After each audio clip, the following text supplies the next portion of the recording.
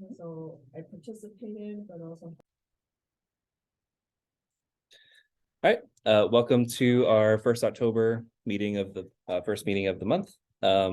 We have Speaker Kumu Ramsay here. We're very excited to hear him talk today. I'm just going to set up screen share. Is it camera or just recording? Yeah, you'll switch it. Oh, I see. Okay. Yeah, we'll switch places. Yeah, we have a few people online, so we want to make sure that this is, both online and in person. But the in-person people get food, so. Yeah. I don't understand between people and the food. Don't worry, we've already been today before you got here. Dangerous place to be. So everybody who's here today, we want to make sure that we record who's here. So please scan the QR code or enter the link. I put it in the chat. That's for guests as well. Oh, great. Mhm. So just scan that. Yeah, just scan it.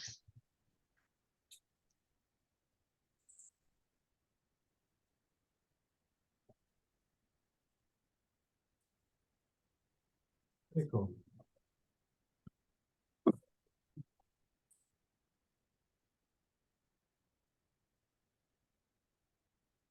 All right, so it's October 3rd. That means it's a good day to become a climate activist. According to this is from the Sierra Club, post from them. So this is our regular meeting. Every month we host a speaker series. Today we have Kumu Ramsay. We're very excited to have him here. Let's welcome our guests. We have a few people who are not regular members. So let's start with online. We have Nicole and Heather. Just introduce yourself. Tell us a little bit about what you do and why you're here.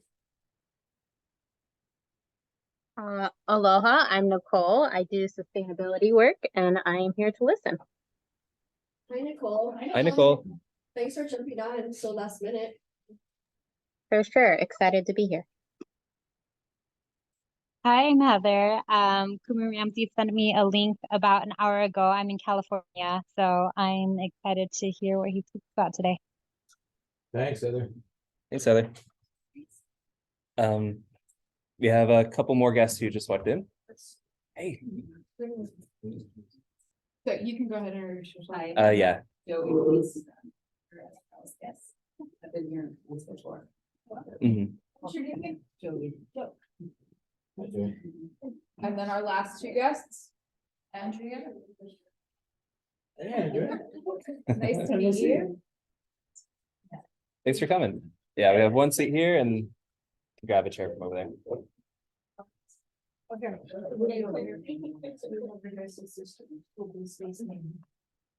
Well, I'm going to be switching seats with him in a second. Mhm. You guys did.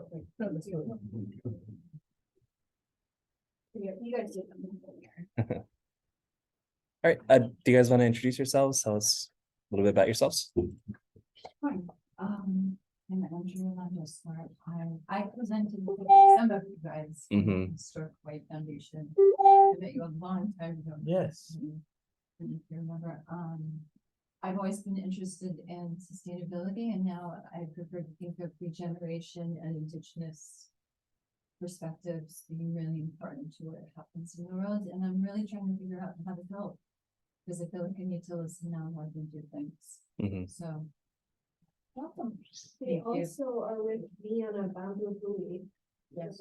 Mhm. David Sands. Did you ever meet him? Did you ever end up talking to him from the big bamboo and doing the big bamboo? We've spoken before. Welcome. But You guys here for the Rotary meeting? Hey guys. All right, more the merrier. So we had a event and I invited some people. What is Vienna? The bamboo hui that she refers to is a group that is trying to develop the bamboo industry in Hawaii. Mhm. Because bamboo sequesters carbon 10 times faster than wood, and it's a grass, so when you cut it, it goes back instead of being dead like a tree. And it's quite a big crop for places to get out of wood. So Sands, who's a, we call him genius. He's a finalist in the X Prize. And he's working on, he has a plan in the Philippines to develop bamboo, and basically take bamboo and process it and apply it. Other building materials, so it's a subsidy for lumber, and it's more flexible and resilient, and it's also a substitute for steel. You can actually make buildings entirely. Right, skyscraper. Mhm. So it's a great opportunity for Hawaii, and it's fire resistant. That has been behind it. That's why the bamboo. Okay, Yeah. and I just want to add real quick that it's working with communities in the Philippines and it's working that model. It's working with indigenous peoples too, and it's providing the regions. It's like a very nice holistic model for communities to participation. And I did say, but I'm Ted Bowen, I used to be a deputy attorney general doing water pollution in my career. I was gonna Stuff. And, make it a little more visual. now in retirement, working on the relating to the environment. Very interested in all things sustainability and appreciate the work of this group, so glad to be here. Thank you. Also on a task force, that's what it's. He does a lot for the schools and everything, representation, yeah.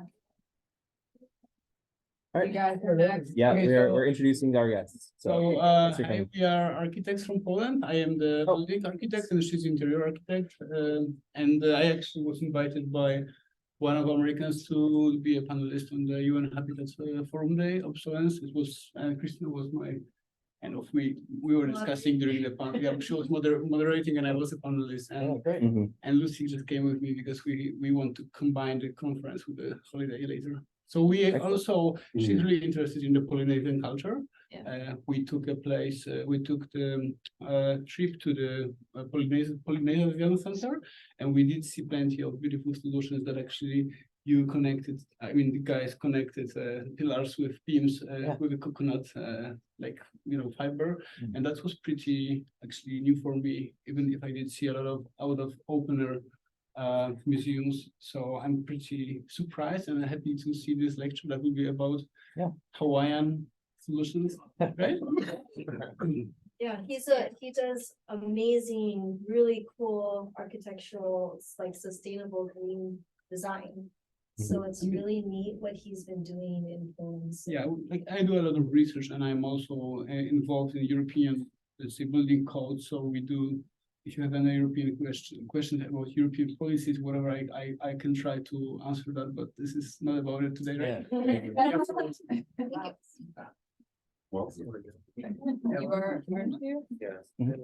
Yeah, Oh, yeah, almost not. yeah, almost. Stephen Dickens, I'm in the Navy, I'm a logistician by trade. So I do government contracting, supply chain management, that kind of stuff for the Navy, so. This is, I've been here for a few times. Mhm. Yeah. But yeah, I do see some new faces. Yeah, and he's interviewing for membership tomorrow. Tomorrow. So Do we have a lot of guys online? Hmm? Do we have a lot of people online? yeah, we have three people online.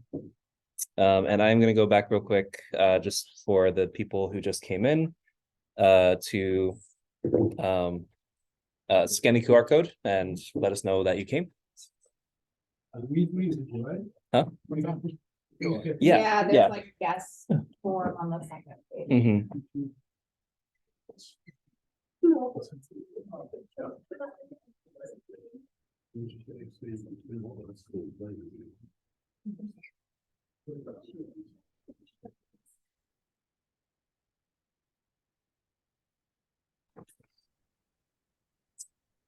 Welcome, Ren. We're still getting started. Awesome. Go ahead and log in. I know it's hard from online, so I'm going to put the link back in the chat.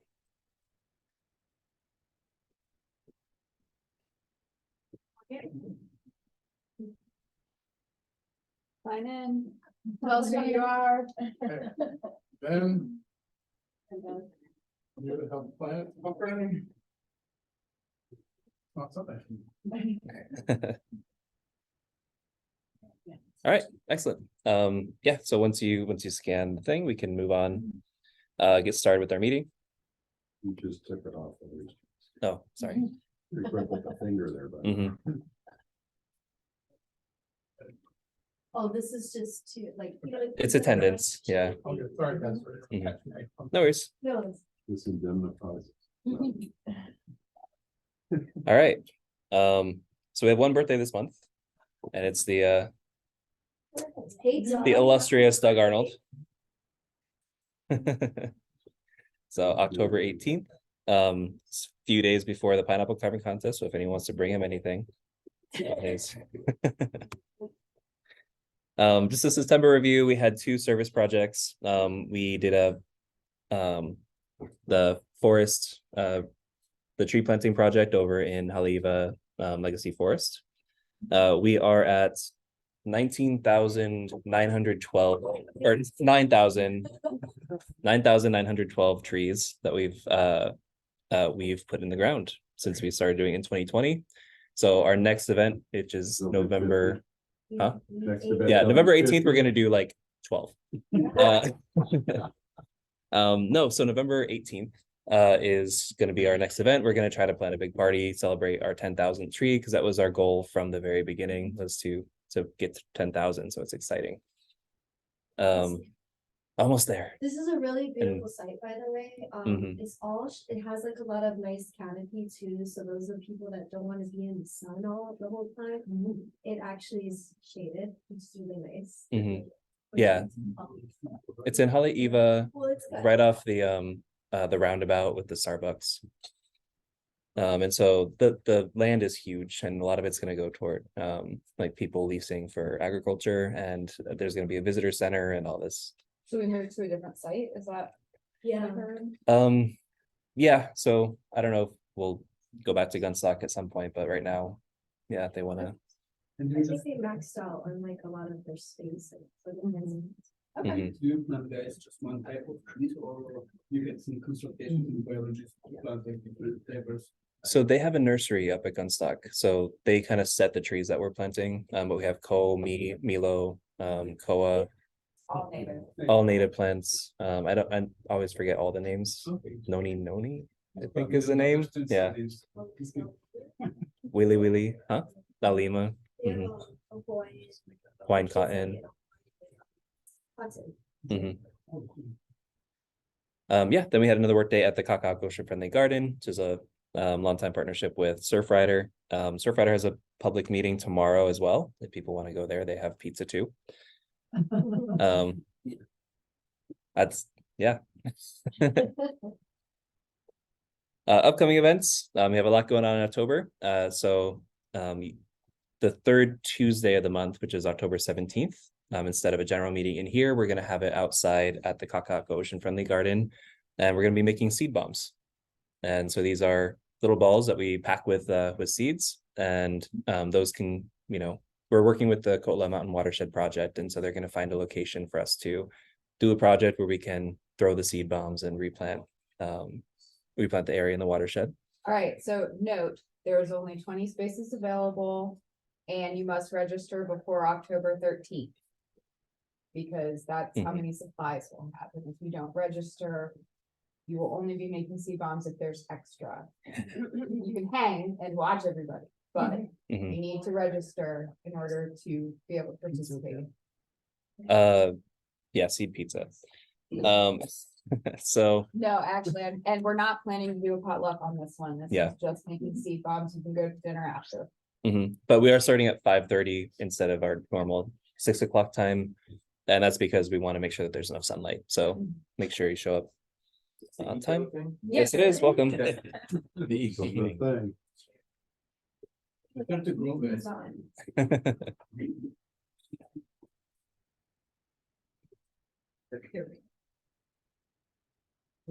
right. And I'll go back to the attendance in a second, but no, it's all good. But yeah, and then on October 28th, well, October 21st, we're having our pineapple carving contest at the Kaka'ako Farmers Market. That's the next slide, but so I'll go over that in a second. But then on October 28th, we're doing our biannual Pearl Harbor Bike Path cleanup, which is, it's always a really great event. There's so much trash back there. We always take literal tons out of the forest. So definitely a good, yeah. Too much. Mhm. The city probably, it's one of the biggest cleanups that we do. Yeah. We do. So we need a lot of hands. There's a whole bunch of. There's a lot of there's a lot of organizations that do it. along the 5 mile path.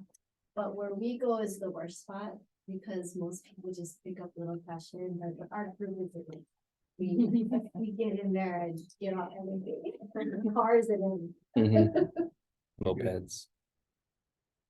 Yeah, and then the pineapple carving contest. This is our annual contest that we raise funds for the Polio Plus Foundation with Rotary. We raise about $300. We're aiming for $500 this year. And so There will be prizes. there will be prizes. And in fact, I'm gonna ask. Well, so in person, we're doing October 21st at the Kaka'ako Farmers Market. So we're gonna have a tent there with tables. That's an opportunity to buy pineapples from local growers and then carve them into plants. So we wanted to do that partnership with the farmers market. But this contest is all throughout the month. So from October 1st to October 31st, if anyone is interested in participating, you can go out and buy a pineapple. Register at EcoRotary donation. It's $15 per application, and then you just post your photos, and we'll post your photos as well when you tag us.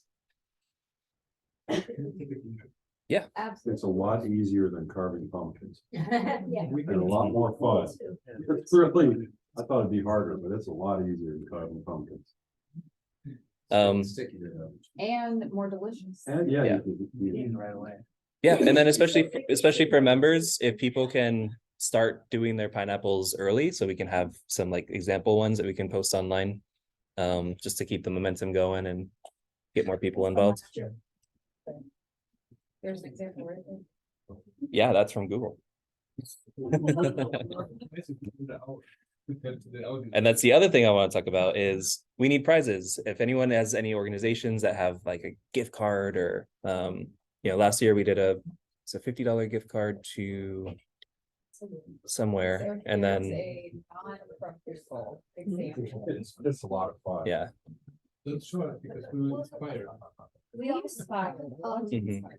a group, which is our high school students, part of our Interact Club, and they do this as well with their. Mhm. They actually do, because where there's electricity, they do, they make pineapple smoothies, and I don't know, they might sell those in addition Mhm. to make more money. Yeah. That's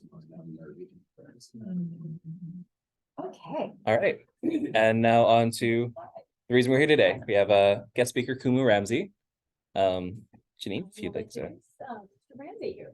Kumu Ramsay is a high integrity, value driven visionary leader with demonstrated ability to reframe, refocus, and redefine complex situations, scenarios, and problems.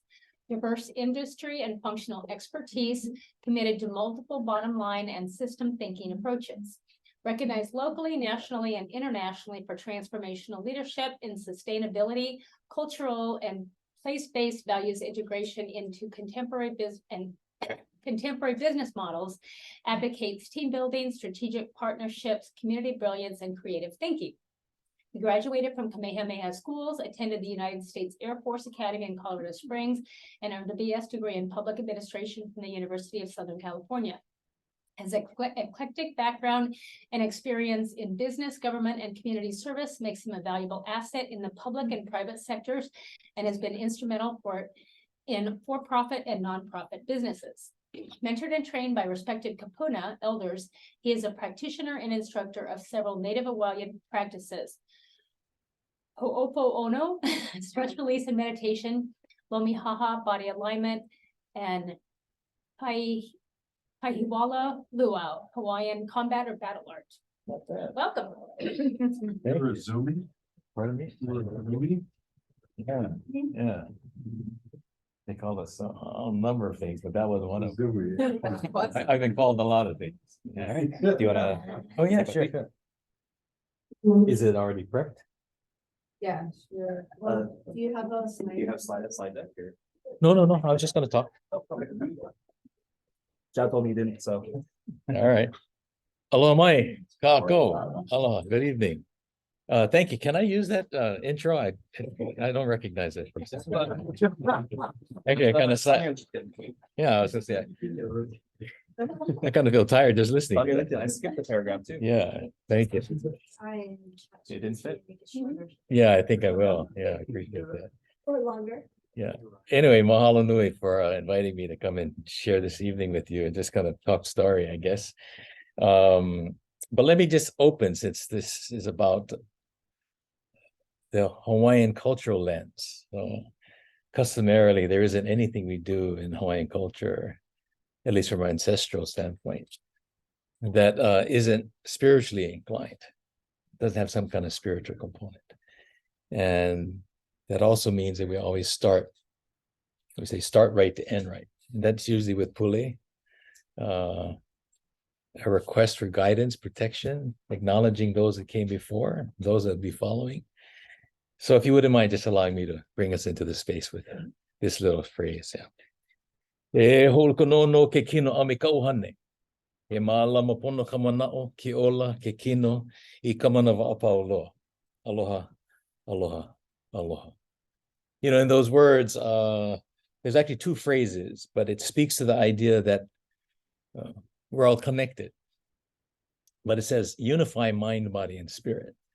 It's in that unification of those three parts of our identity that we become pono, aligned. Pono is an alignment. You said ho'oponopono, to make right, to bring us into alignment.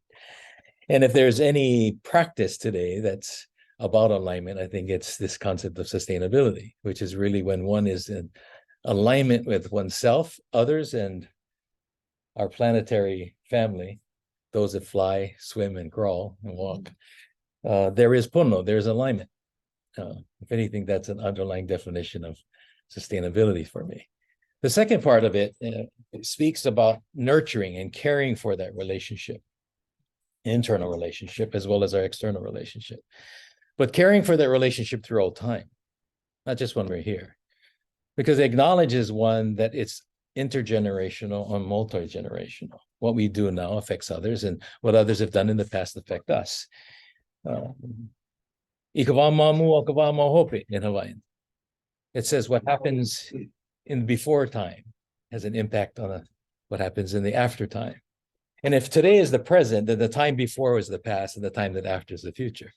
And so this is how that phrase really kind of means that our future is in our past. It's what we do now in the present that has an impact on those that follow. And hopefully what we're doing in the present has been informed and inspired by our ancestors. And that's good, bad, or indifferent. It doesn't matter. We own it all, you know. So regardless of what they may have done, whether it meets our current approval or not, it is what we have inherited. And it's with that perspective that we look at what our children, grandchildren will be inheriting. So fundamentally, if we're going to talk about sustainability, then we really need to talk about who and what, and who is really our descendants. We're not doing sustainable practices for ourselves. Some of us may be, but fundamentally, it's really about future generations. There's a time component on the definition of sustainability, depending on which definition you use. But there's a time component. It's about the present and the future, and really it suggests that we're doing things today in such a way that those in the future will be able to do it as well, if not better. And it begs the question that if we are living in a time that we're trying to improve, it hasn't met our approval, and we think things are going bad and we need to correct it. I think we should consider that we're living in a time better than our ancestors, according to their perspective. And so if we're benefiting from what they thought was better for us, And they did things to improve our futures. And here we are saying that we need to change that. Then we have to challenge our own bias about what it is we're doing. Because who's to say what we're doing is going to be better for our descendants? Right. And so finally, the final arbiter in that's probably going to be them, not us. So if we look at definitions of sustainability from the Hawaiian and Polynesian perspective, it's that. It's the idea that this is really about forward thinking, more so than it is about reverse thinking. We don't think we could go back anywhere, but we certainly can't bring concepts forward. And those concepts are those that perhaps our ancestors used in practice in a place that's probably the most remote inhabited place on the planet.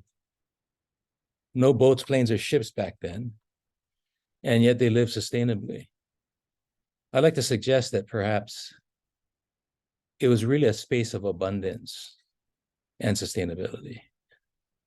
I think they really could say that back then, when all of their resources came from the place. Yeah, there's probably challenging times, but they adopted principles and practices that were fundamentally connected to relationships, not transactions. And I think that's a significant underlying principle in the conversation of sustainability today, when much of it is driven by transactions, because a lot of it is about technology, how to purchase it, how to get it, whether there's a buyback program, etc. All of those kinds of things underlying the discussion of sustainability.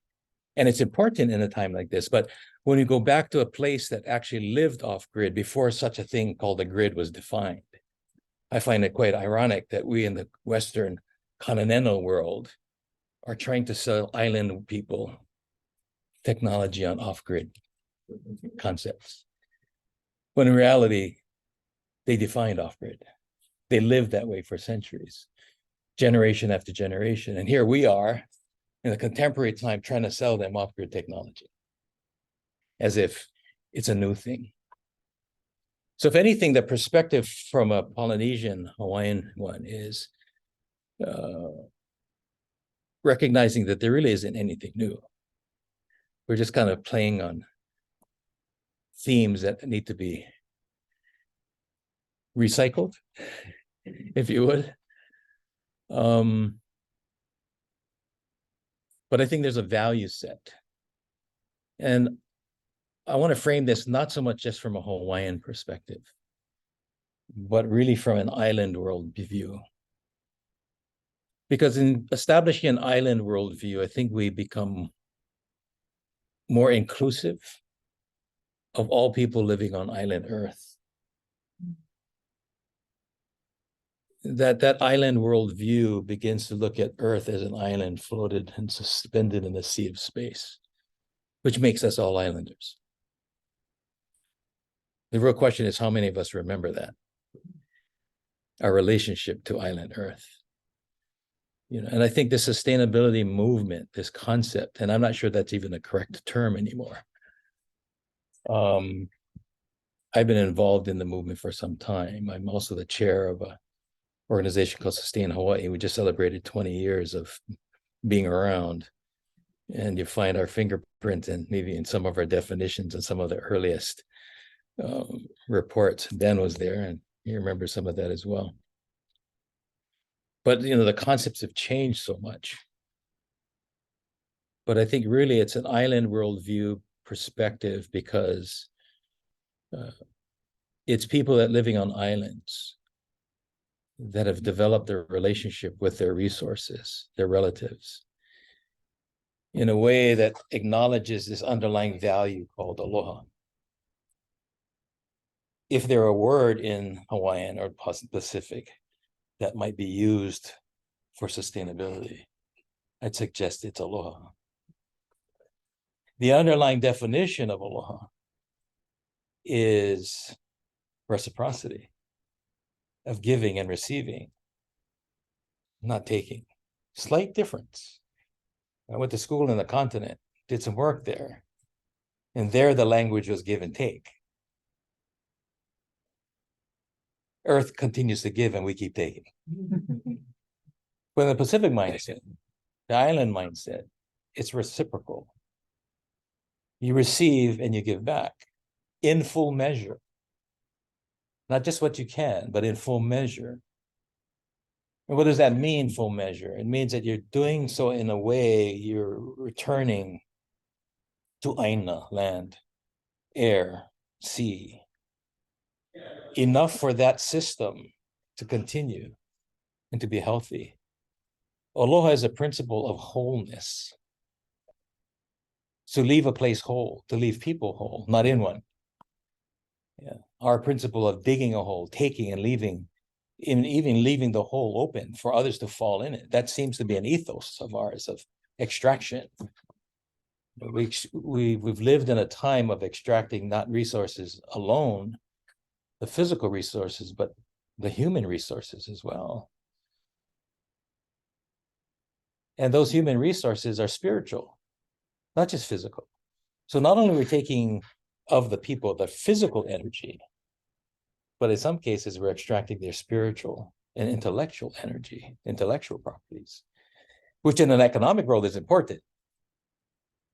But in a world that was driven by this concept that we are lords of the land, that we are the owners of the land, the concept of the doctrine of discovery, you know, that's an ethos that continues to this day, that shapes the relationship with our resources and one another, and how we treat people, how we treat our places.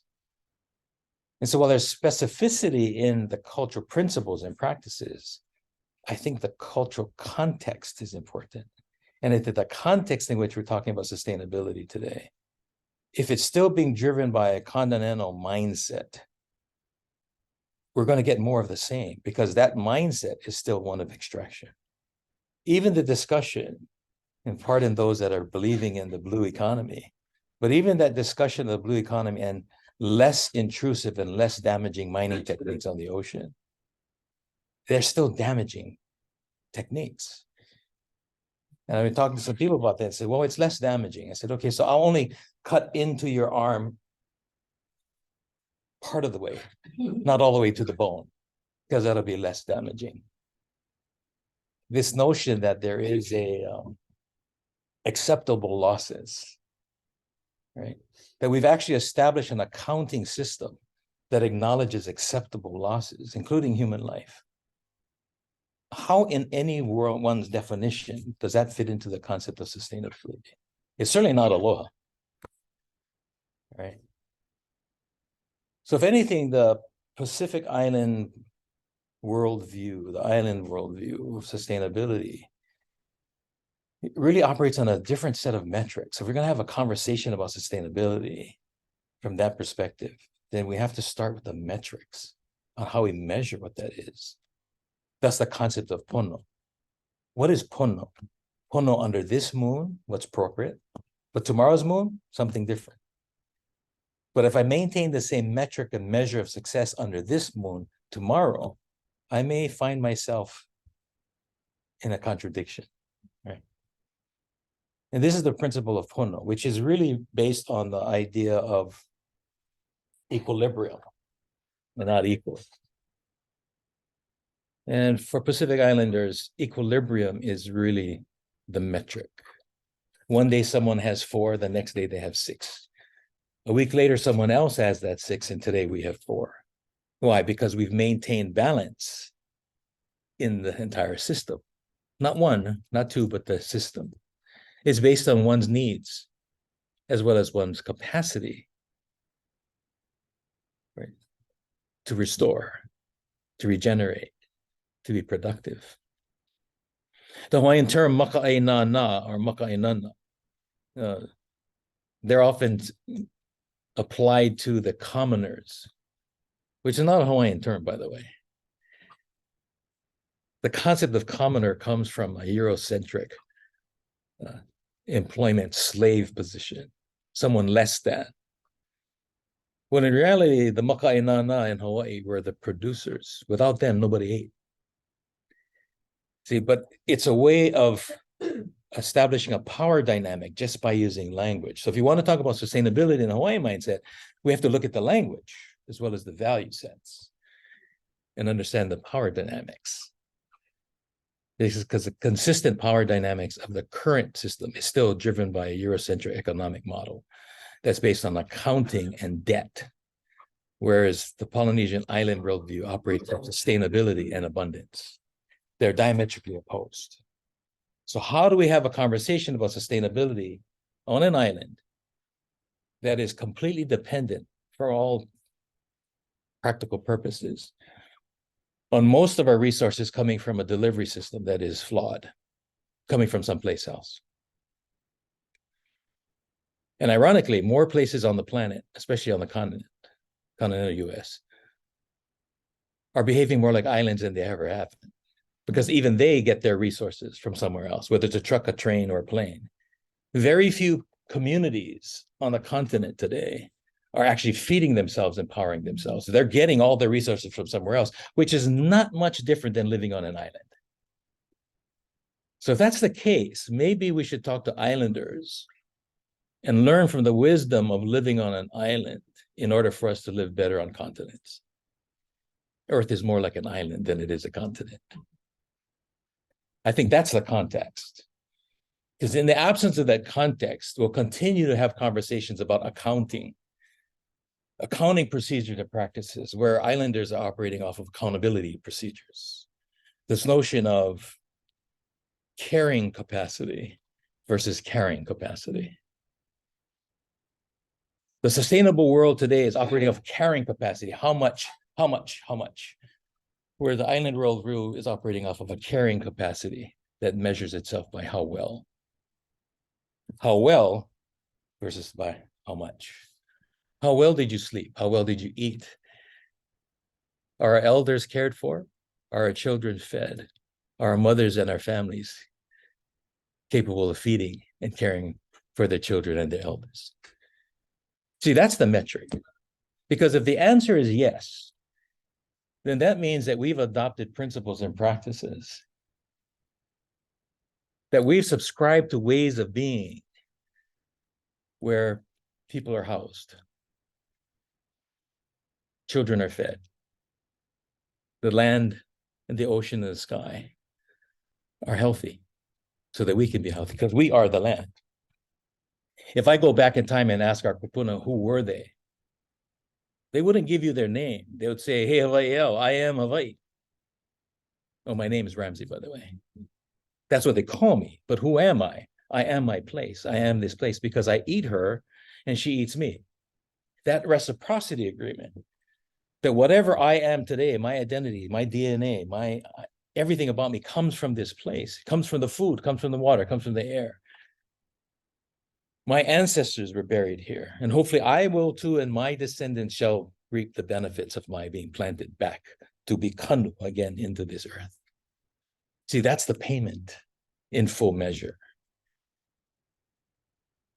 But if I continue to get my nutrition from far-flung places, mind you, I love the food, it's great. But at some point in time, I become disconnected from my place. So there will be a generation that will not be able to say, hey, Hawaii, because now we're drinking waters from other parts of the world, we're eating food, and our identity, who knows where that food's coming from and what's in it. So that's the other part of sustainability, this thing we now call food sovereignty, right? In a place that is sustainable, the producer and the consumer are one and the same. That's one of the highest metrics you're going to get. Is how do you measure the distance from my food to my plate, to my stomach? That sustainability quotient goes way high when you're planting your own food. You not only know where it's coming from, but you have no packaging you have to get rid of. You don't have all these other inputs coming from someplace else, petroleum-based primarily, right? Those things are absent because you're now using inputs that are coming from your place, that are much more consistent. Now, don't get me wrong, we do know that we have to improve our nutrient loads, et cetera, but our kupuna even found ways to do that. by using that natural systems, which we now refer to as ahupua practices. We can go into all that.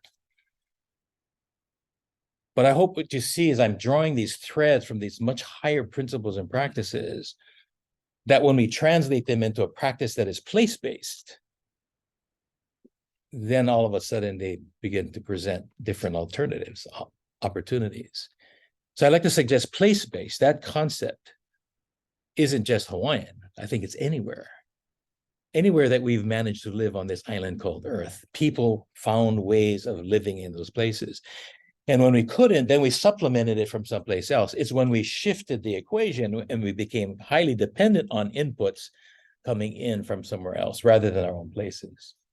That's when we had start having this conversation. And much of that had to do with transportation systems and the discovery of oil and fuel and trains and planes. And if we think about who actually operates and runs most of the economy today, much of that is tied back to those particular practices. Our own practices here in the islands. I'm talking about priorities now.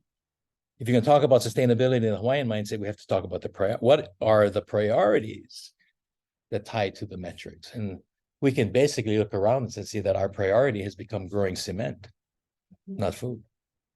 Yes, we do need housing. But we haven't done housing in a way that's equal to the food that we can produce for ourselves. We said, let's build housing and import the rest of it that we can't supply for ourselves.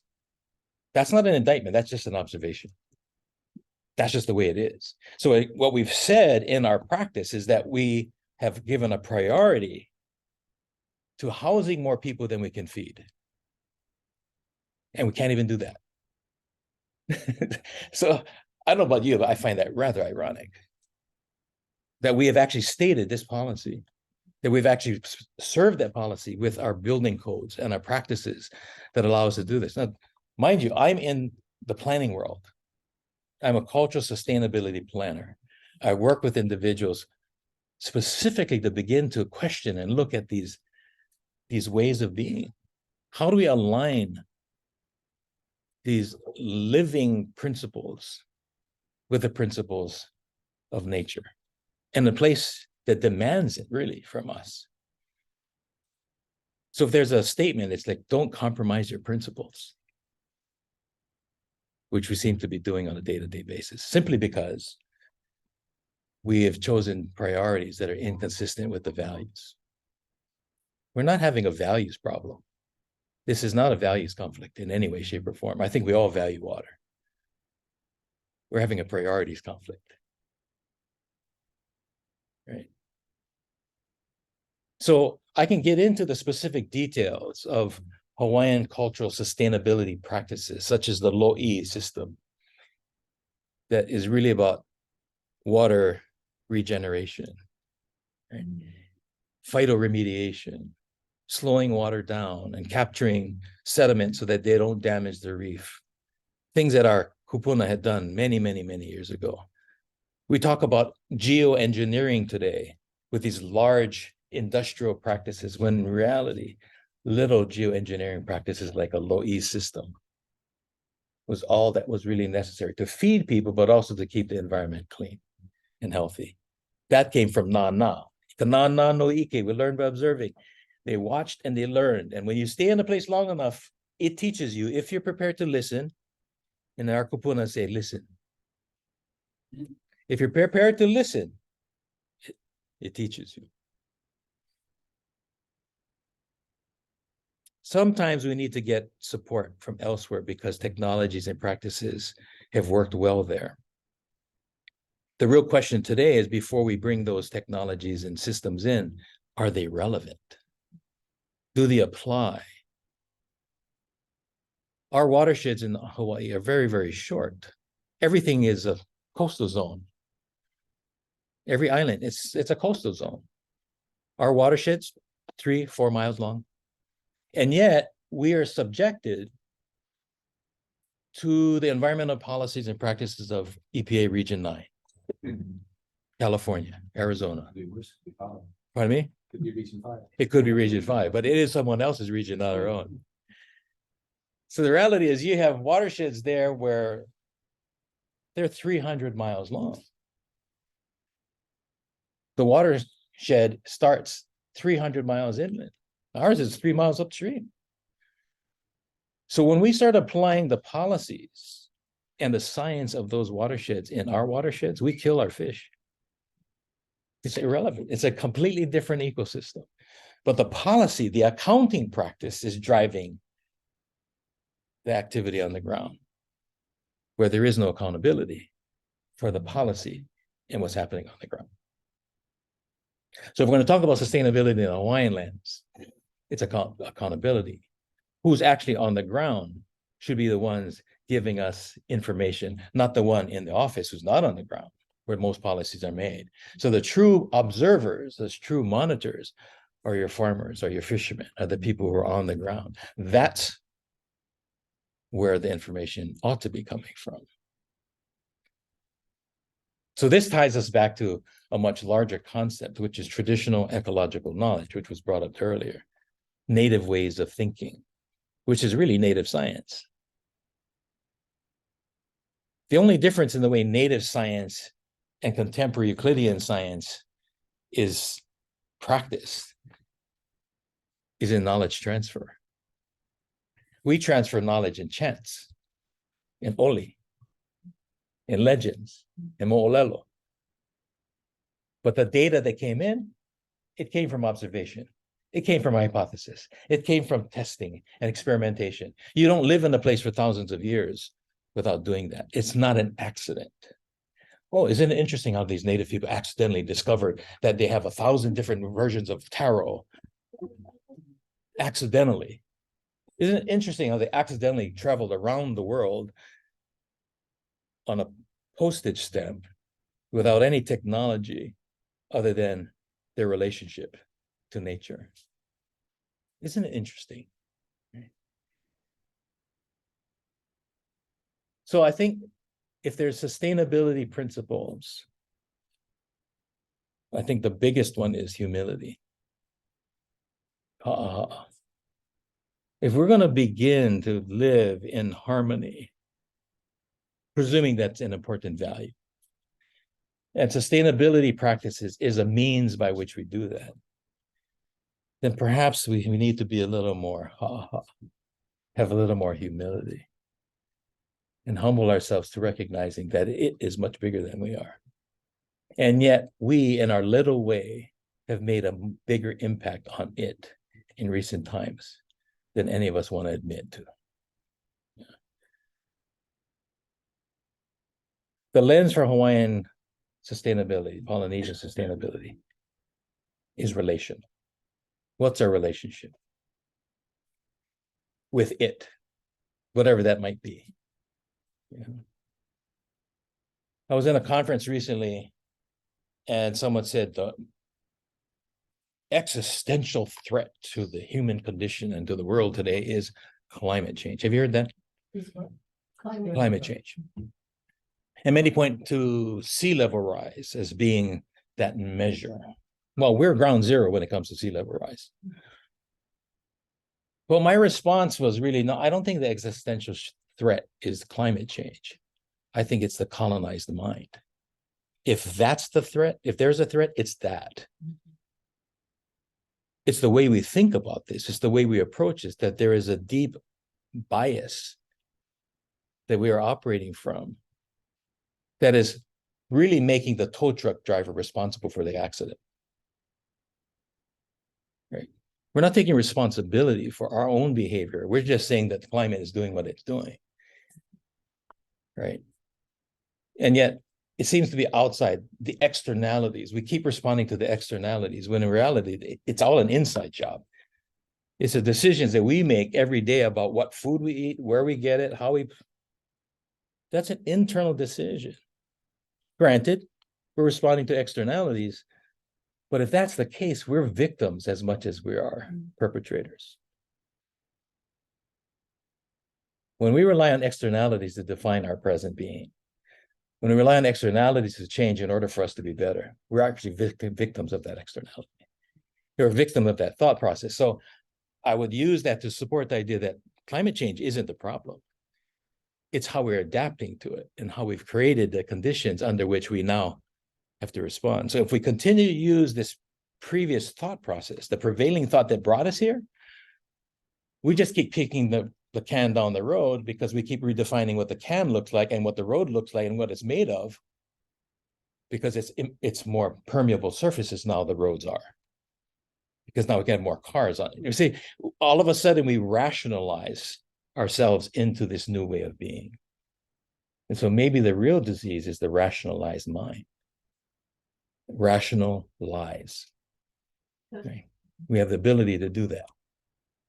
Especially if the metrics are predicated on anything that is of real substance. When we have trillion-dollar debts being created because we can just print more money. There's nothing real about it. And yet it's odd that we can think about reality, what we see in front of us, as something that is real, other than something that we actually created. So if we created this, maybe we can create the other. It's just a focus. It's really a frame, right? It's a spectrum. The spectrum of love or hate. But really it's love or less love. Or is it hate and less hate? It's really the same spectrum. So sustainability for me is that same thing. Is that, are we living in harmony, in unison, or are we not? And if we go on the spectrum, we can just measure that and say, I am less harmonious with my environment and more harmonious. I'm a prosumer. I produce and consume what it is that I eat and use, etc., and build. Prosumerism. Because when we get that closer together, like I said, we become more sustainable. And people who lived on islands were the ultimate in prosumerism. They produced and consumed everything that was on the island. Unless, of course, the gods delivered it from the air or the ocean. If it floated in, great, thank you very much. We'll use that too. Yeah. So anyway, I've been rambling on, and I hope I'm making some sense here. But these are the meanderings of a mind that's been sitting on an island for too long. But I'd have to say that there are many things and practices that our kupuna engaged in. Could you name some of the things that they've done that maybe not everybody knows about? Like the things that... Yeah, I mean, how many of you guys know about solar cookers? Have you seen solar cookers? That's a real big thing now. And yet I'd go to my grandfather's house and there'd be a solar cooker in the backyard. It was a box with a net around it and he had meat hanging in it. Right? And his fish and his jerky and everything was being cooked in the sun inside this little box with a screen around it. We call that a solar cooker today. With glass. With glass, yeah. Rotary has those projects in Africa. Yeah. For self-sustainability. Right. So you have all these different things that all of a sudden we're geniuses, right? About container ships with wind turbines. Solar lighting, but Yeah. they also have some wind power. Yeah. So that's just one of them. You know, and there are so many different things in terms of knowing when something is harvestable. When's the best time to get it? Not just because you're hungry. It wasn't we didn't operate our economic system based on the palate. I'm hungry for shrimp today. Well, today we can eat shrimp 24/7, 365, and someone's going to go out and get it. I think the word is true to its identity because the shrimp are getting smaller. They're getting more shrimpy because we're getting them sooner, because we're getting them all the time. This is about a consumer's palate. It has nothing to do with what nature is actually capable of or doing at the time, and whether or not there's any nutrition in it, in eating it. So for us, sustainability concepts were in recognizing the relationships between plants and animals, the weather and the animal. We're coming into a time which we call Ikuwa. Ikuwa is usually at the end of October, November, going into the season. And Ikuwa means a time of the loud voice, thunder and lightning. Kahikili, the lightning bolt strikes the mountain. Well, during the time of Ikuwa, that's a wet season. We're coming into Ho'ilo, which is the wet season coming up. And it's that time when the rains fall. And the kapu system, the practices, nobody would go to the mountains. First of all, most people weren't allowed in the mountains, certain places. unless you're trained and have the capacity and necessity to be there. We're doing ikuwa. This is when the rains fall and washes everything out of the mountains that had fallen during the summer and during the fall. Whether it's fruits, vegetables, animals, people, whatever may be lying on the ground now gets cleansed and washed into the ocean during the time of ikuwa. Hikers know you don't go into the valleys, you don't go into the mountains because it's dangerous. The legends tell us so. If more people would follow that rule today, the helicopters wouldn't have to go pick them up every day, as in Maunawili and Coco Head. Right? Daily, the helicopters are going up because somebody didn't know the story about ikuwa. Well, interesting enough, during this time, all of the waters get washed into the sea. And of course, they travel through the primary delivery system called streams and rivers. These streams and rivers have outlets. They come out at the ocean where people like to swim. Well, what's cleaning the mountain and the land? There's got to be a counter to that that's cleaning the ocean. What is that? That's right, the sharks. These are the cleaners of the ocean that have been coming to this stream for generations. They come and they pop at this time of year because there's a lot of food, right? And so we've created conditions called shark encounters because we're inviting our friends from the continent while it's cold to come to Hawaii during these times. And we're actually putting them in the ocean during the times our kupuna knew you didn't go into the ocean. What's not there? Yeah, that's right. That's right. You said it, not me. Had I said that, I'd be banned. But what I'm saying is this is the clash. And I think the question really is an acknowledgement from a Polynesian island native perspective, one close to the ground, is that there's natural time and there's spiritual time. While many of us are operating on artificial time, right? In fact, much of the conflict that we're experiencing is artificially driven. It's not because of the natural condition, it's an artificial condition that is stressed the natural condition. And it's creating tension in our spiritual condition. So sustainability in all these things, it's a natural, spiritual, and artificial. How you begin to blend that when we're kind of moving more towards an artificial intelligence or an artificial timeline. Artificial spaces, natural spaces. Question. What's artificial time? Artificial time is this. This is an artificial time. We've created this. We created this condition. The time zone. Yeah, time zone. That's what's weird. I mean, perfect example, time zone. Just the other day, I was on a call with a colleague in Perth, Korea, Los Angeles, and Sweden. So my friend in Sweden is talking to me in her past, and I'm talking to her in my future. Well, the next guy's talking to me in his future's past. And everybody is in a different time, and we're all doing that in the present. Right. And that's an artificial construct. If we all said it's the same time, some of us would be operating in the dark and others would be operating in the night. We'd be in trouble. Yeah. One time zone. Yeah, one time zone. That's right. So that's one way of looking at artificial time. Artificial time is also based on markets. Get deadlines, things that I have to get done by a certain time. It has nothing to do with where the moon is, has nothing to do with where the fish are. It just said that we got to get something to market by this time in order for that bell to ring so that we can invest properly. Therefore, everybody now needs to push hard in getting the fish out of the ocean. I need to put a boat out there in order to get this thing in on time so that we can have the right guy investing in time. Because if it doesn't invest, I won't have a boat to go out and get the fish to bring in so that he can invest. Now you say the cyclical problem with that is because the problem is driving the problem at that point in time. Right. The question that's also very related to that, I'm not familiar with blue economy. You mentioned that earlier. What I don't know if I'm the only one, but what is that? No, the blue economy is kind of coming off of what we coined some time ago called the blue continent. Then they called it the blue Pacific, and now they're calling it the blue economy, which is looking to the ocean as the source of economic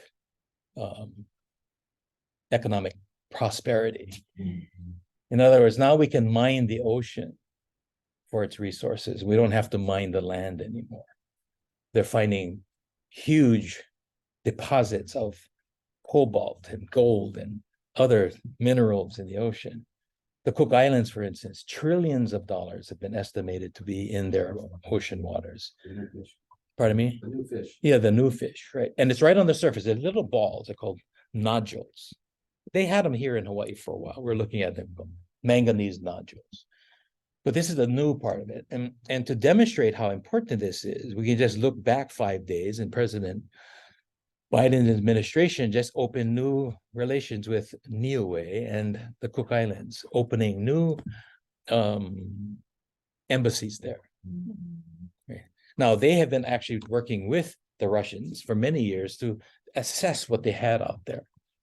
And this is down in the Cook Islands. And I have this from his mouth to my ears, the king's representative in the Cook Islands. I was just there 3 weeks ago. And they've been studying this for some time. And obviously, there's some collisions going on with environmentalism and as well as economic requirements to stay within part of the world from an economic standpoint. Particle world. Part of this world, you know, if you want to stay within it, how do you stay within it? What's the economic? So the concept of economic globalism, right? And so if they're going to be players in the world, then they need to have certain things to do that. Communication systems, for one. I also happen to be involved in the recent renegotiation of the tuna treaty, the U.S. And the Pacific Tuna Treaty. 15 Pacific countries dealing with the United States, which says we're not going to eat or process any tuna unless it comes from a U.S. source, which means it can come from anything outside of the U.S. waters. But as long as it's processed through Pago Pago, which is a U.S. thing, it becomes part of the U.S. umbrella. So therefore, we can start interacting with it. So all of a sudden, the Pacific is being popular again, been neglected for many years, but now with advent of China coming in and all of these resources there, the United States has taken another eye to the Pacific. Why is that important to this conversation? Because the same thing holds true for all those islands out there from a sustainability standpoint, who for many years have been under the management and control or ownership of European interests, France, Germany, US, etc. Right? And they still want these areas because now more so than ever, these are resources that are easier to get to. Not really, but they're so-called easier to get to. And so the blue economy is some of that. Yeah. Thank you. No, you're welcome. So how do you work with the educational system? Because most of what you're talking about is esoteric or perceived, like that ring on your finger. It's perceived value. It's just a piece of metal. Money is just paper. It's perceived value. It's nothing. Yeah. Diamonds are as common as water, but still we pay exorbitant amount for a diamond. That's right. It's like you said, it's all perception. It's all point of view, perspective. Consider the fact that at one point in time, that's the training that children are raised in. Pedagogies, methods of teaching and training. Fundamentally, it's going to be an indoctrination. Right? It's an indoctrination. The idea that these things that we place value on. At one time, salt was the currency of exchange. There's still salt out there. Natural disaster, be food, and water. That's right. Period. That's right. That's why it's called salary. Yeah. Celery. Because it's salt. Celery. Yeah, that's true. It comes from salt. But you've hit it on the head. It really comes down to education, right? But education for what purpose? To maintain a workforce or to maintain a service industry? Or is it really about helping people to survive and work collectively as a group? And when you start talking that conversation, then you get all the isms, the socialism, communism, all these other things. And now you get into political discussion rather than the idea of how do we live together in a we rather than the me. And it's that paradigm of we and me that somehow we shifted. There's people and there's governments, those are two separate. This is true. Unfortunately, the government's supposed to be the people, right? No. Yeah, no help. Yeah, but it was supposed to be that way, but that's part of the indoctrination. But I think you're right. And I would say that in island communities, the education was not an industrial system. It was what you learned from your grandmother. Yeah, my grandmother, my grandfather, those are the ones that were teaching us. And within small groups, it wasn't this large educational processes. I was trained by multiple elders, but not in large classes, but on a one-to-one basis. It was a contradiction because individuals were responsible to their community. And therefore, we had to make sure that those individuals were soundly trained. Not 100 of them, just the few that were responsible for that. That whole system, you're absolutely right. What's your value? What's your value to a community when there's 100 of you? We only need 2 of you. When we think about the system today, Value when it's 100,000. precisely, right? So we have not to pick on accountants, but my friends are accountants. They're coming out of schools. But if we do the math and you ask how many accounting positions are available versus the number that are coming out each year, at some point in time, we've passed the point of diminishing returns. So I got to get a job someplace. So our problem in many ways from an education standpoint is that we continue to subscribe to a supply side thinking rather than demand side thinking. We keep supplying more, but we're not creating the demand for that situation. Well, that's because they help to create the system, right? So if we're going to shift it around to anything, the question, what's the demand in a community for? Whereas a community, you had one fisherman, and then you increase the number of fishermen based on the number of people that needed fishing, and so on and so forth. So there was an equilibrium. Imagine that a time when we didn't call it bartering. That's a system, that's a name that was applied to what we now know as community feeding one another. So you were the taro man, you're the fisherman, and you're the mango guy, the banana guy. And your whole job was to go around and make sure that I had bananas. Your job was to go around and make sure that you taro and yours was fish. And all you did was make sure that that fish was on that table, that the bananas were there. And your job was to make sure that those people had that. That was your kuleana. You didn't have to worry about bananas because he was going to cover you. You didn't have to worry about fish because he was going to cover you. In a community like that, everyone's looking forward. No one's looking over their back. Why? Because your back was covered. And fish wasn't worth more than all the other stuff. No, and that's the problem because the demand, supply and demand thing suggests scarcity, therefore it's more valuable. The less of it, the more valuable it is because it means those who have it have more power over everyone else until everyone else says, I don't want it. And that's where the issue is. As long as I can keep you wanting what I have that you don't, that empowers me. And so this is a power shift that goes on. I'll just, do you think that the system that was set up here, I mean, it was really strict with the compost system. And like, that had a play as to keeping everybody in line and to make sure that don't do the evil or the power or the greed or the money driven, like that kind of concept, and then they keep it in equilibrium. Well, I think in all fairness, we shouldn't romanticize the Hawaiian condition either. I'm also a practitioner of the law of battle art. And that system knows how to we can cut your head off with a sharp tooth, a sustainable weapon, by the way. Right. But what that is a reflection of is human greed. At some point in time, I don't care what ethnic group you come from, the human condition at some point in time, when we're introduced to that power over others. But the kapu system was really, we say kapu is the term for sacred. These are sacred laws bestowed upon the people by the gods, presuming these gods weren't alien, or if they were, they had no reason to give us these kapu systems and say, look, if you take care of the water, it will take care of you. If you take care of this fish, it'll take care of you. At some point in time, no different than perhaps the churches on the continent, it says, well, how badly do you want to get into heaven? That'll be 3 cows, 2 chickens, and 5 genuflections, 2 Hail Marys and a Our Father. At some point in time, we started negotiating and bartering. Survival. But prior to a time when couple systems and bloodletting were actually introduced, what we now know as Hawaiians, the precursors of who we are in this place, actually live in a very different system, which was much closer to, I'd say, what the Mohawks and the Iroquois were operating from, which is the lawgiver. This is where the clan mothers ran everything. Hundreds and hundreds of years of peace because the grandmothers ran things, not the grandfathers.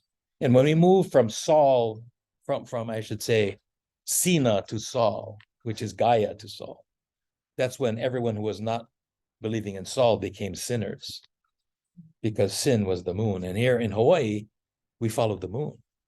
So that made us all sinners. Yeah. So when did that change? When did that change in, do you know, like in the Hawaiian system, when it was more equitable? Yeah, some will point to Pa'ao coming to Hawaii from the South Pacific.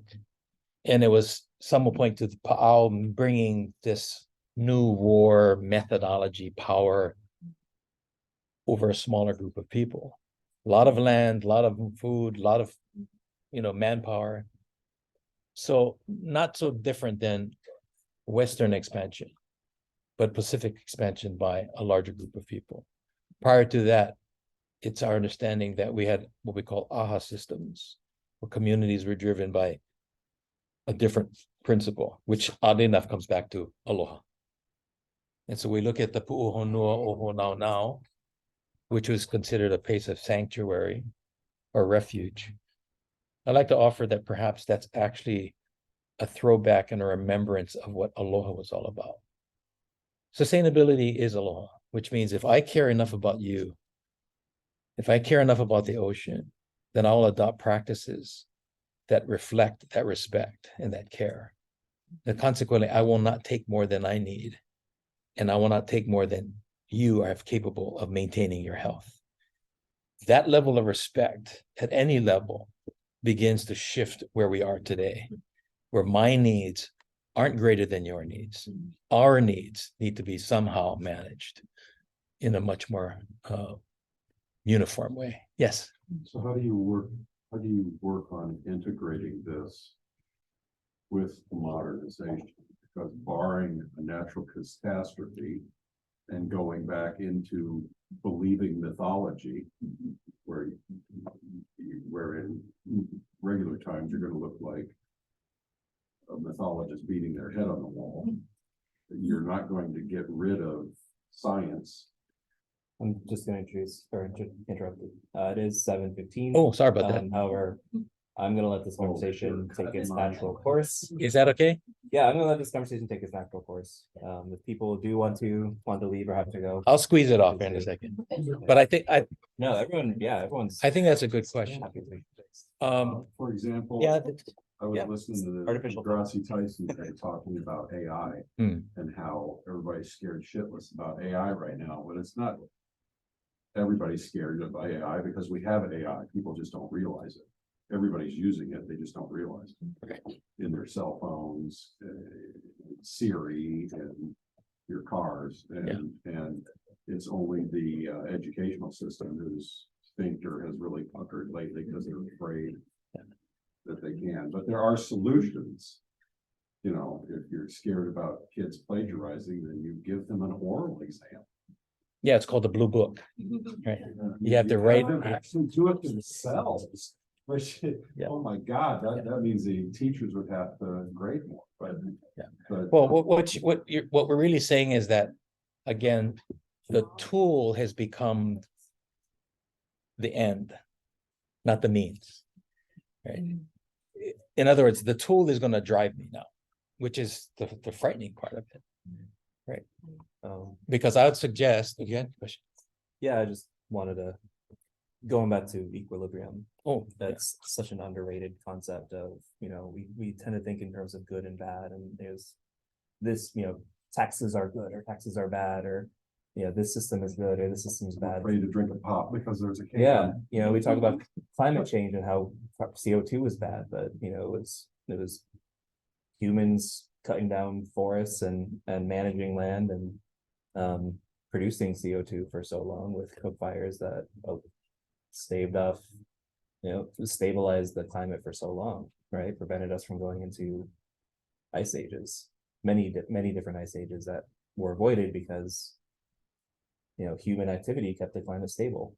And now we just tipped over a little bit too much on the other side. And so it's all about balancing and understanding, there is no good and bad. It's just we have to work within the systems that are operating.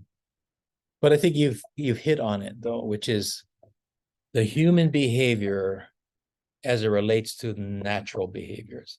We can't change what the sun is doing. It's magnetic. It's going to do what it's going to do. The real question is, what are we doing in advance of that or after it that either complements or competes with it?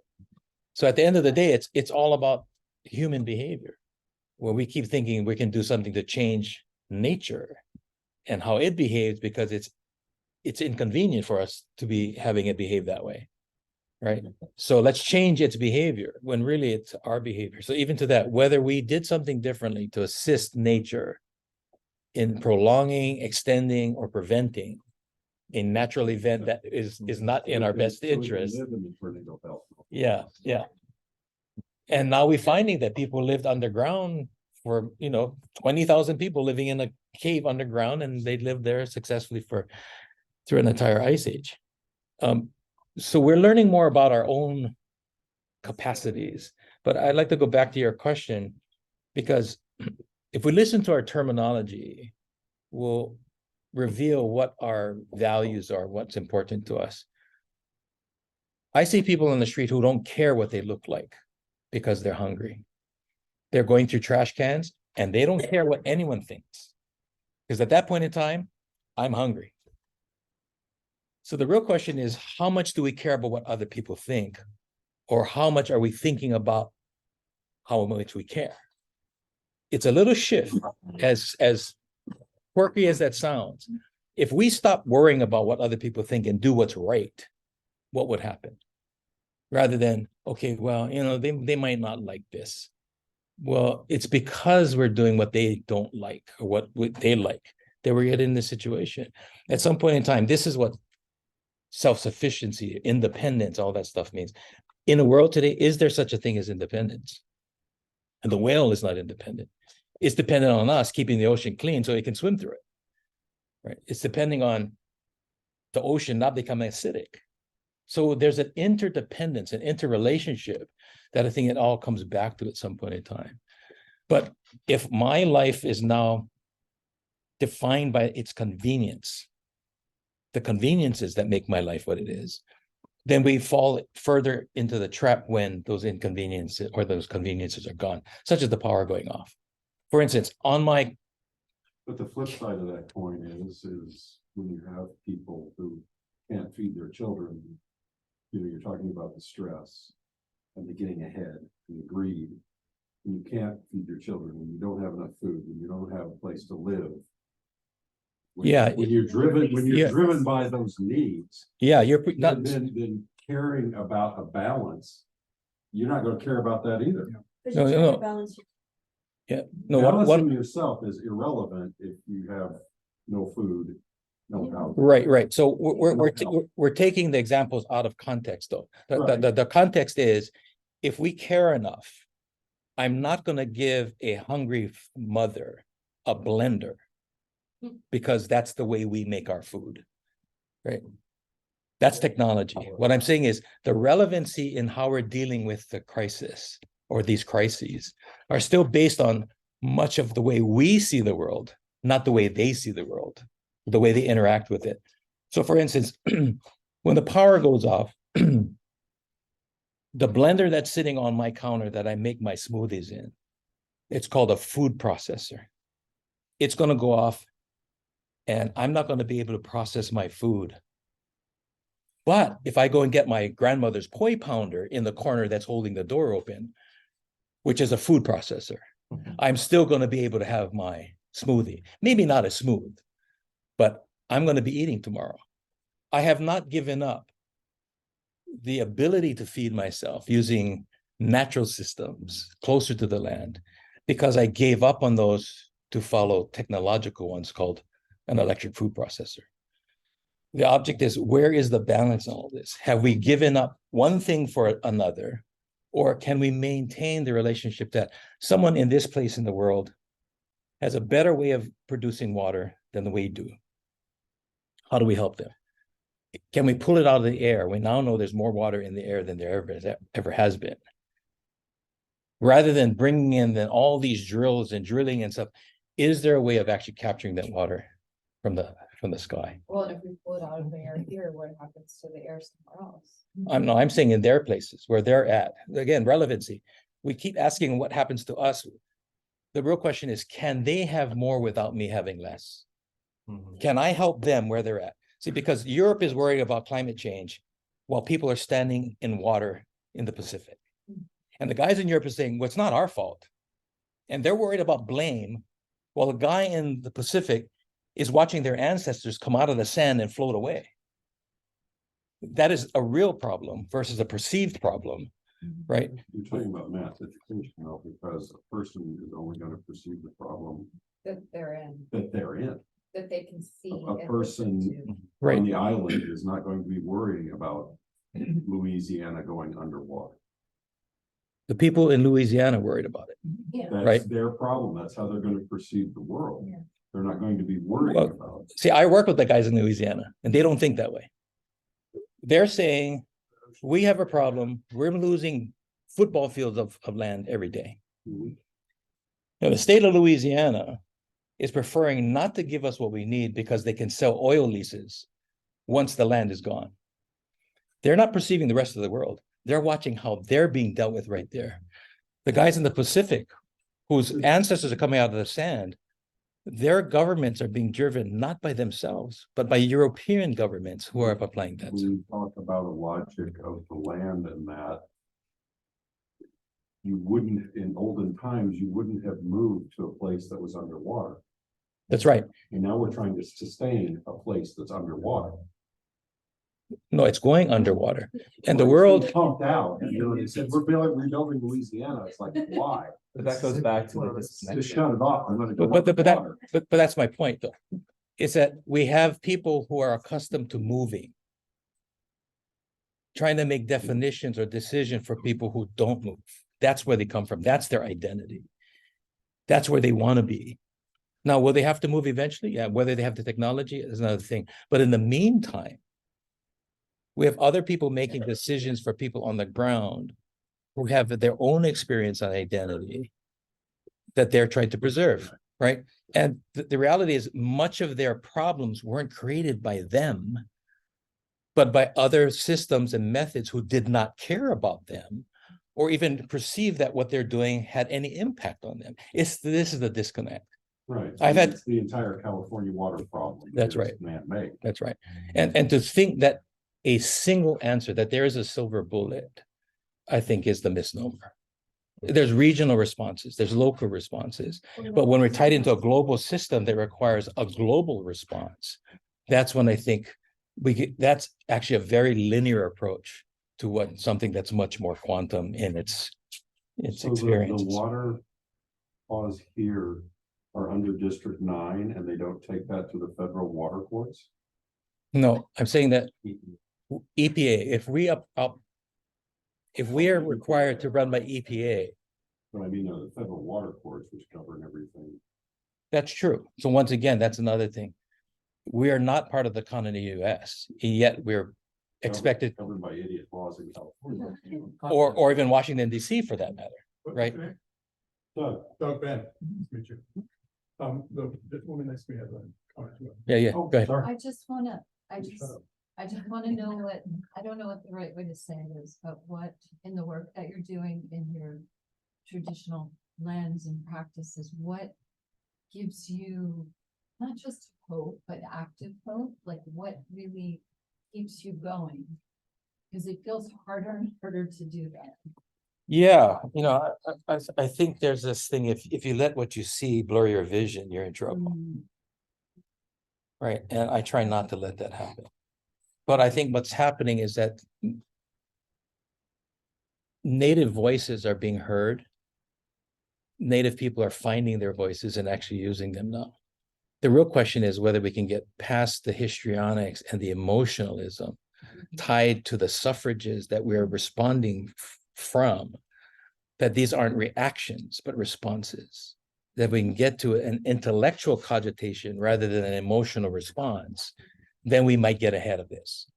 But most policy, and I've been public administration work, DC, legislative offices, et cetera, that's where this comes from, is knowing that most of it is social interaction.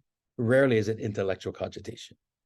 We don't think ourselves into positive spaces. We react ourselves into that based on the number of votes and what budget we have, right? So oftentimes, yes.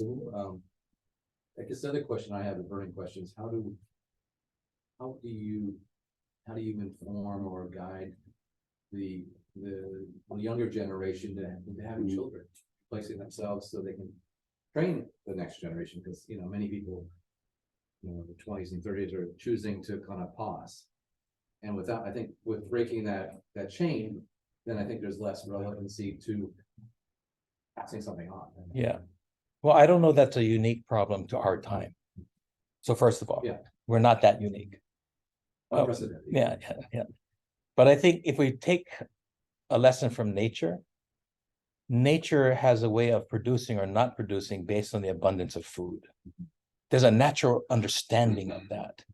They're connected to it. So when animals realize that there's not enough food, they stop reproducing. And they don't produce for status, right? So I think that's part of it, is that we have this gift of going beyond our natural limits. We have technology. Where there is no water, we find ways of bringing water, which is great, right? That's where we are. But we've also gotten farther away from the intuitive understanding and relationship with nature that says, you're just kicking the can down the road. Because we did this in Los Angeles, we did this in Arizona, we did this in Nevada. We just brought the water from someplace else. And now the Colorado River does not get to the Gulf. It's been over 50 years. And they did that once because they had to flush it. That's the sad part about it. You're looking at one of the greatest rivers in the world, never getting to its end because we've siphoned it off. We've created cities and places where there was no water. Our technology, dams, et cetera, brought the water to us. We've succeeded in that. But the overall equation, A plus B plus C, the pluses are not equaling up to something that's called balance. Right? That's the equilibrium. So we're succeeding 100% in our specific silos. But when you add it all together, it's zero in the end. And that's what's going to happen. Right? It's not a bad thing. It's the thing. It's only bad if you want to be there and you want to be succeeding. It's not bad if you don't mind dying. If that's just the way it is, right? And that's where it comes out. I'd rather eat rather than not eat. So what is that? Is that a judgment? Is that a decision? If I'm making it, yes. But when someone else is making the decision for me, that's problematic. And I think that's where we are today, Well, we have to go, so I have to ask you a question which actually drives me for a long time. So Yeah. Why? Because I know that there is a big discussion about geothermal energy, and we are actually sitting in a spot that is shared with the solar panels, companies that actually bring everything from mainland here as a garbage actually later, right? Because they have to be replaced in time. So I know that native Hawaiians don't want to have any kind of digging because of some spiritual things. So I wanted to know what is your personal opinion about it, and how maybe the discussion should be followed to actually not bring here more garbage, which is garbage, and it will be very garbage.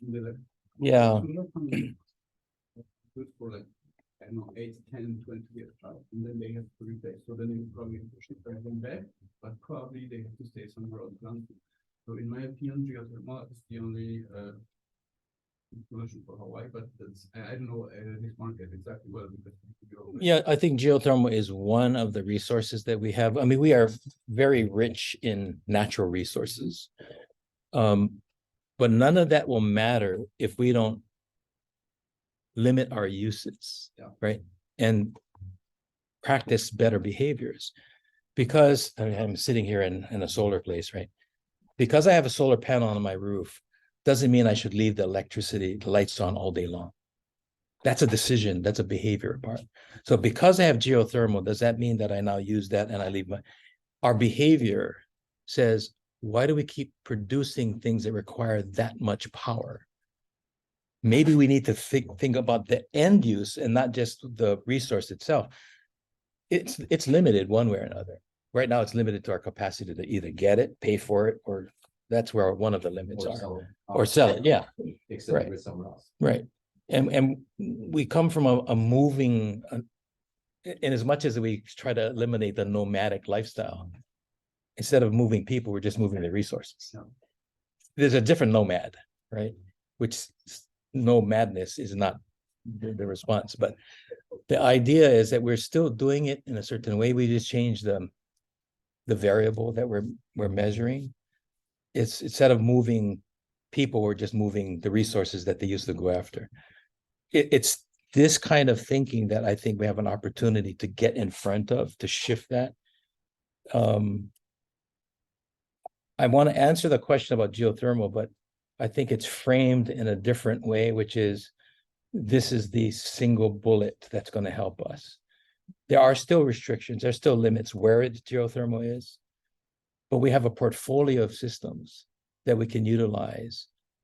Now that's ignoring the social relationships and the spiritual relationships of people. If none of that existed, we wouldn't have half the problems we have in the world today because we're ignoring social and religious factors, right?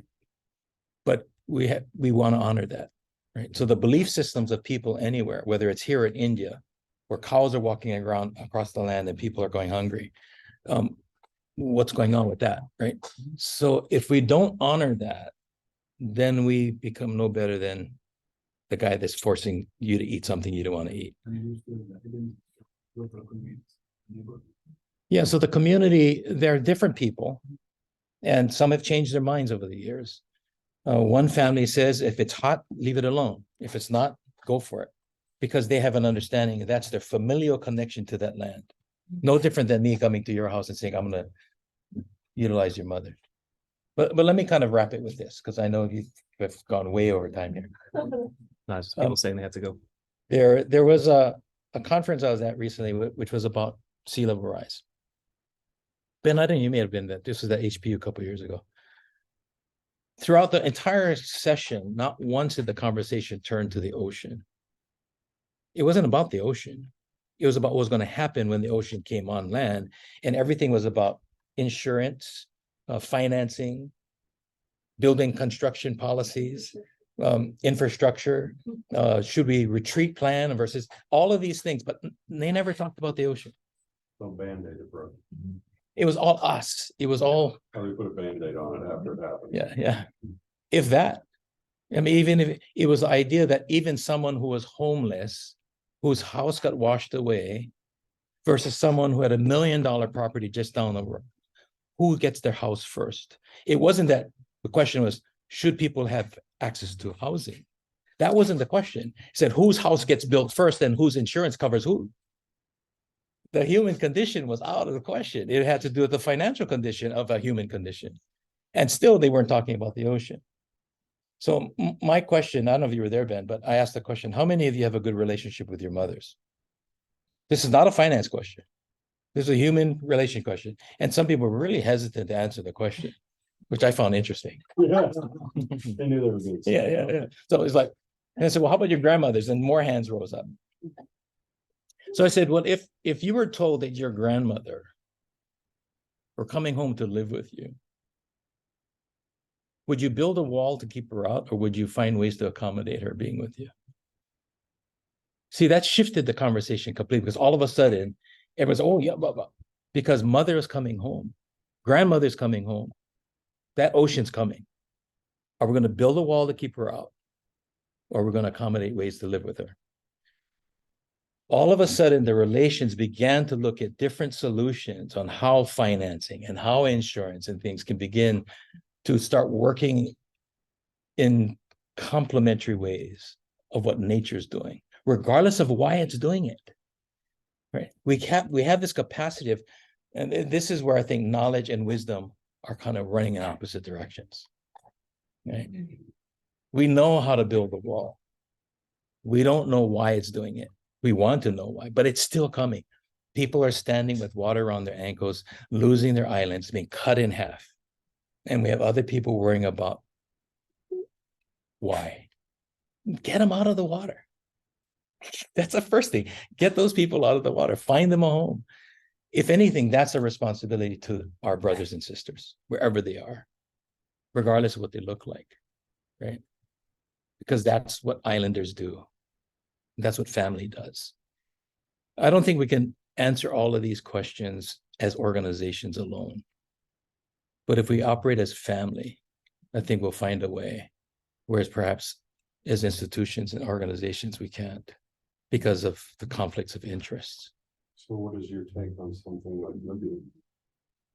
Well, it depends on whose story of Libya we're listening to. Thank you guys for very interesting speech. Thank you. Thank you all. Thanks all. Brian, aloha. Yeah, I think that's a good ending point. Let's do the 4-way test. Yeah, and finish up. Thank you. Mm-hmm. All right, so 4-way test is a Rotary tradition. At the end of every meeting, we recenter around what are the values that we hold. So from Rotary, of the things that we think, say, and do. 1, is it the truth? 2, is it fair to all concerned? 3, will it build goodwill and better friendship? 4, will it be beneficial to all concerned? And 5, is it eco-friendly and fun? All right, thank you very much. Thank you, everybody. Good night. That'd be nice.